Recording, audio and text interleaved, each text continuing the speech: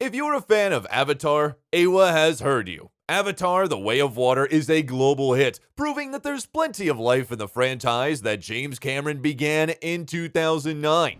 A third movie has already been shot, and Cameron plans to release 2 more movies after that, which seems likely given the success of The Way of the Water. If we're getting 3 more Avatar movies, then what can audiences expect to see? The storylines of the first 2 films are simple by design. Their messages are not subtle.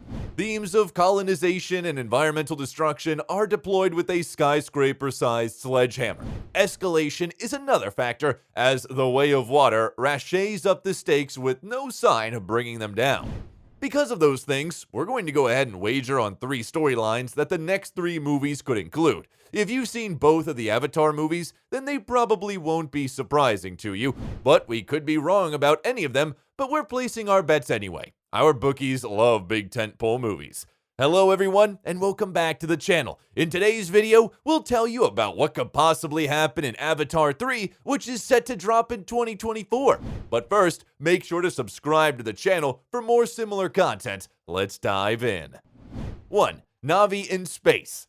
This is an easy one. One installment of the Avatar saga that was scrapped by Cameron dealt with what happened during the time jump, which occurs early on in The Way of Water.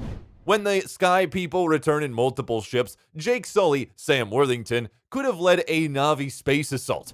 The scene found its way into a comic based on this time period instead, but come on, the battle between nature and greed is going to go to space on the big screen. Those giant ships are going to keep coming, so why wouldn't Jake and Neytiri, Zoe Saldana, hijack one of those triangle shuttles and take the fight right to the source? There are other humans on their side who can help in case they need it, and there's always the chance that more could defect if they grow dissatisfied with the leadership of General Eddie Falco.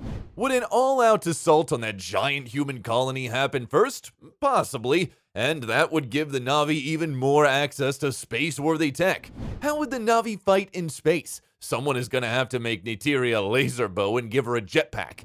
In the same, cinematographer Russell Carpenter is asked about whether a space sequence could end up in a later movie. He is quoted as saying that Cameron is playing a very long game here, and adds, "There are going to be aspects of this cosmology that we haven't seen that are still to be revealed."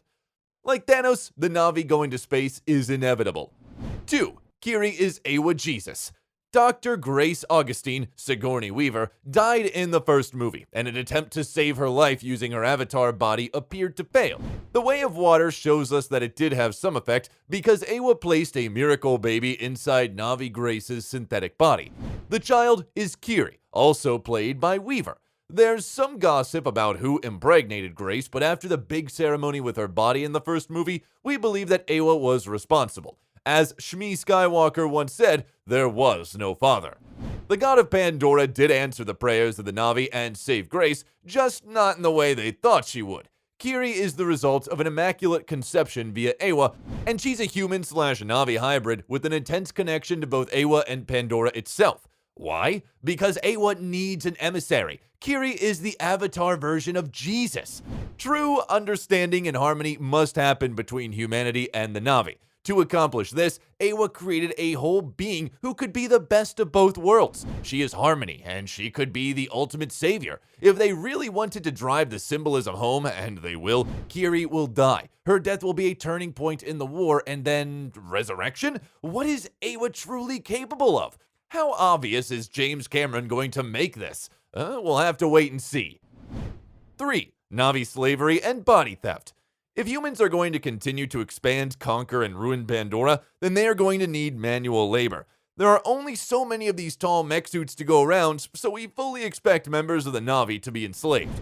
Once again, the question is whether or not Cameron will do this. The question is how far he'll take it and how blunt he'll be about it. Alongside captured NAVI being forced into literal slave labor, there's another dastardly sci-fi way for this to become a part of the story.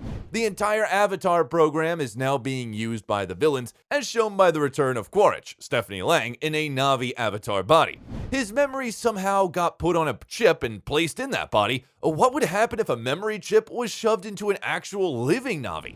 Humans don't like wearing masks, do they? Earth is uninhabitable, and the real rich effers of humankind are going to be showing up to Pandora soon enough. Are they going to want to wear those masks that allow humans to breathe on the planet? No way. Is there enough whale brain extract to go around? No. Are there enough avatar bodies? No, and also no. Why bother making them when there's a whole planet full of bodies right there? For the low, low price of your soul, you can get your memories jammed into an actual NAVI body. None of that synthetic avatar stuff, this is the real deal. Sure, you're killing someone and committing multiple crimes against nature and existence itself, but look at those lovely long legs.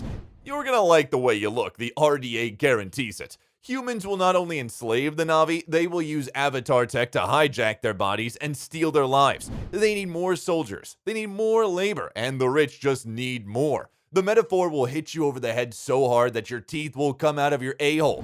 It will also allow the story to continue to use the avatar technology, which would be something to do because the movies still bear that name. Turning a scientific tool that was once used for peaceful methods of study into a horrific corporate joy toy would be one hell of a way to keep avatar tech relevant. One way or another, slavery will become a part of this franchise. We see it coming like a space whale being thrown in our faces. That was all from us today, folks. For more content like this, make sure to subscribe to the channel. See you in the next one.